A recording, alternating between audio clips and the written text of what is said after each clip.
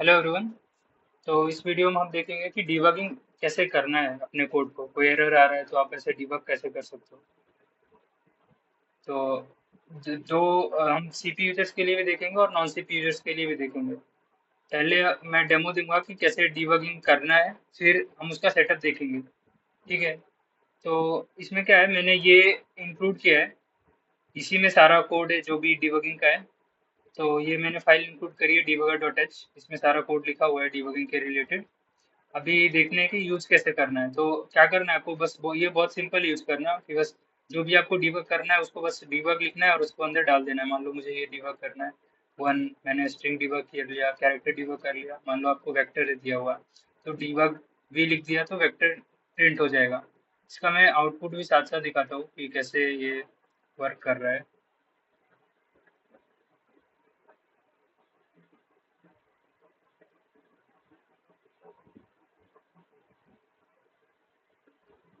तो ये देखो आप, आ, ये प्रिंट हो गया वन कैर एस। इसके साथ ये लाइन नंबर भी प्रिंट करता है कि कौन सा लाइन नंबर पे ये डिबग लिखा हुआ है। और इसने ये प्रिंट कर दिया।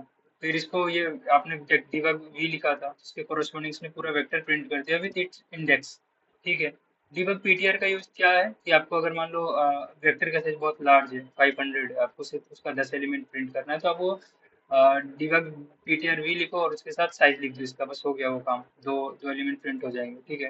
फिर मान लो आपको 2D वेक्टर है या 3D वेक्टर है, कुछ भी आप इसको ऐसे लिख दो। वेक्टरों वेक्टरों पर स्ट्रिंग है, कैर है, कुछ भी, और बस इसको डिबग में डालो, आप वो प्रिंट हो जाएगा। ठीक है। इसमें सेट भी सपोर्टेड है, सेट भी आप प्रिंट कर सकते हो। सिमिलरली मैप भी प्रिंट कर सकते हो। मैप का ये ऐसा फॉर्मेट है, की है, उसके बाद इसका वैल्यू है, की वैल्यू पेयर से ऐसे प्रिंट हो जाएगा। आप map of int comma vector of int ये सब भी हो जाएगा। फिर डीक्यू है, वो भी हो जाएगा। एरे है, एरे भी हो जाएगा। तो एरे के लिए आपको क्या करना है, डिबग पीटीआर ही यूज करना है। डिबग आप यूज करोगे तो सिर्फ एरे का एड्रेस प्रिंट हो जाएगा। आपको अगर एलिमेंट चाहिए तो डिबग पीटीआर यूज करना पड़ेगा, उसमें आपको एरे का नाम और उसका कितना लेंथ है वो प्रिंट करना ही है। तो ये हो गया। और भी सारे फंक्शनलिटी आपको इसमें ऑर्डर सेट प्रिंट कर सकते हो, ऑर्डर मल्टी सेट प्रिंट कर सकते हो, बाकी सब कुछ कर सकते हो इसमें। तो ये क्या है, आपको अगर रन टाइम पे आप कोड कर रहे हो, आपको अगर फटाफट डिबग करना है तो आप कर सकते हो डिबग। और इसमें ये बेनिफिट है कि आप तो ये काम सी आउट करके भी कर सकते हो, लेकिन इसका क्या बेनिफिट है कि आपने ये डिबग लिख दिया, अब आपको क्या करना है, ये अलग स्टैंडर्ड एरर में जाता है, ये ना कि एक्चुअल आउटपुट में जाता है। तो आप इसको एज इट इज सबमिट भी कर सकते हो, कोई एरर नहीं आएगा इससे। ठीक है। ये तो हो गया सीपी यूजर्स के लिए। अभी देख लेते हैं जो कि मान लो आप हैकर रैंक पे टेस्ट दे रहे हो, इंटर्नशिप का या फिर प्लेसमेंट का, तो उस टाइम पे आप तो वो डिबग फाइल नहीं यूज कर सकते। तो आप सीधा क्या करो, आप ये मिनी टेम्पलेट जैसा मान लो कि आपने ये लिख दिया इतना। अभी आप ये क्या करता है, ये इसमें ये लिमिटेड है, ये ज़्यादा फंक्शनलिटी नहीं है इसमें, लेकिन हाँ काम चल जाएगा आपको। तो आप सो लिखोगे, सो एक्स कोमा टू कोमा है, तो ये प्रिंट हो जाएगा। सो वी आई लिखोगे तो ये वेक्टर प्रिंट हो जाएगा। यहाँ तुम वेक्टर ऑफ कैर भी लिख सकते हो, वेक्टर ऑफ स्ट्रिंग भी लिख सकते हो। तो ये मैंने लिख रखा है, ये देखो ये प्रिंट हो जाएगा। ये मैं रन करके दिखा देता हूँ। ये देखो 5 1 2 3 प्रिंट हो गया, एबीसी प्रिंट हो गया, सब हो गया प्रिंट। तो ये तो काफ़ी सिंपल है। मतलब आप अगर लीड कोड पे ही कर रहे हो तो उधर भी, सर लीड कोड पे पता नहीं, लेकिन हैकर रैंक पे ये चल जाएगा सही सही। या फिर आप मान लो कोई नया प्लेटफॉर्म पे कोड कर रहे हो तो आप ये फटाफट लिख के काम चला सकते हो। इसमें आप मल्टीपल आर्गुमेंट्स दे सकते हो, जितना चाहिए आपको उतना प्रिंट हो जाएगा एक साथ। और ये जो प्रिंट होता है वो भी आउटपुट में प्रिंट नहीं होता, उसका सीआरआर वाले में प्रिंट होता है। तो ये तो हो गया डेमो। अभी मैं दिखाता हूँ कि इसको सेटअप कैसे करना है। पहले मैं हैकर रैंक वाला यही सेटअप करके बता देता हूँ। इसमें तो बस आपको ये चार फंक्शन लिखने हैं। ये चार फंक्शन सिंपल है, ये टेम्पलेट यूज किया है ताकि आपको कोई भी डेटा टाइप ये सपोर्ट कर पाए। तो ये तो सिंपली नेक्स्ट वेरिएबल का वैल्यू और वो उसका नेक्स्ट लाइन प्रिंट कर देता है, ये स्पेस। और ये मल्टीपल आर्गुमेंट्स लेता है और फिर वन बाय वन सबको प्रिंट करता है। और अगर साइज ऑफ वाई वन हो जाता है तो वो उसके साथ लाइन नंबर भी प्रिंट कर देता है। ठीक है। और फिर ये हो गया, ये वेक्टर के लिए लिखा गया है। आप चाहो तो इसमें ऐसे मल्टीपल भी लिख सकते हो, सेट के लिए भी लिख सकते हो, लेकिन कॉन्टेस्ट के दौरान आपको टाइम नहीं मिलेगा अगर आप दे रहे हो टेस्ट वगैरह। तो इतना हो जाता है इससे काम, आप तो ये करके लिख सकते हो। ठीक है। इसमें ध्यान रखने की बात है कि सी आउट के लिए सी आर आर यूज किया गया है। अगर आप ये लिख के सबमिट कर रहे हो तो पास हो जाएगा। अगर सी आउट लिख रहे हो तो आपको कमेंट भी करना पड़ेगा इसको, ठीक है। ये तो हो गया हमारा इसका। अभी देख लेते हैं सीपी वाले के लिए सेटअप कैसे करना है। सबसे पहले क्या करना है आपको, ये लिखना है, ये line hashtag include bits stdc plus plus dot H. इस पे आपको कंट्रोल क्लिक करना है, यहाँ गए आप, और यहाँ जाके आप कुछ भी आपको एक डिफाइन करना है वेरिएबल। आप इधर, मैंने तो यहाँ कोडर डिफाइन कर रखा है, आपको क्या करना है हैशटैग डिफाइन, जो भी मन में आए वो यहाँ लिख देना आप, ठीक है, कोडर या फिर जो भी है, यहाँ आपने लिख दिया।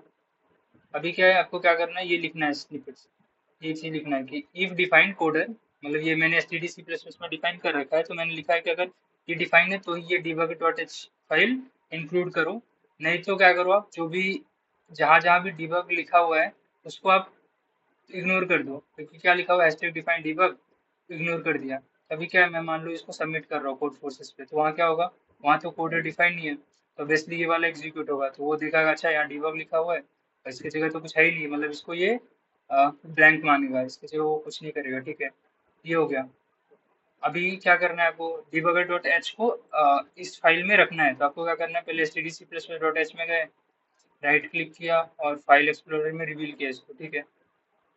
यहाँ आ गए, यहाँ पर आपको क्या करना है, राइट क्लिक करके एक नया टेक्स्ट फाइल बनाना है, टेक्स्ट फाइल बना लिया, और इसको रीनेम करके आपको ये करना है debugger डॉट एच, ठीक है, ये कर लिया।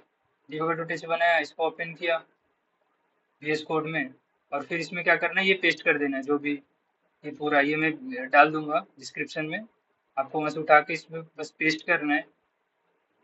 इसमें मतलब सारी चीजें है लिखी हुई, जो भी है, क्यू के लिए, डी क्यू के लिए, सेट के लिए, multi set, unordered set, priority queue, mini, जो भी है सब कुछ है इसमें लिखा हुआ। और एक दिक्कत आ सकती है, क्योंकि विंडो यूजर्स के लिए, कि ये जो ओसेट और ऑर्डर सेट और ऑर्डर मल्टी सेट है उसका लिए फिक्स करना पड़ता है, तो उसके लिए मैंने यहाँ लिख रखा है, आपको क्या करना है, बस जहाँ minjw इंस्टॉल है वहाँ जाना है, और यहाँ आपको ये pvds वाले फोल्डर में जाना है, उसके अंदर डिटेल और उसके अंदर रिसाइज पॉलिसी में, और वहाँ पर जो ये फाइल है,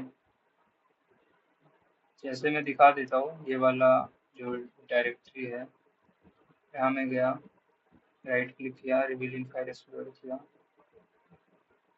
और यहाँ क्या लिखा हुआ है, pvds और डिटेल फिर रिसाइज पॉलिसी, ठीक है। तो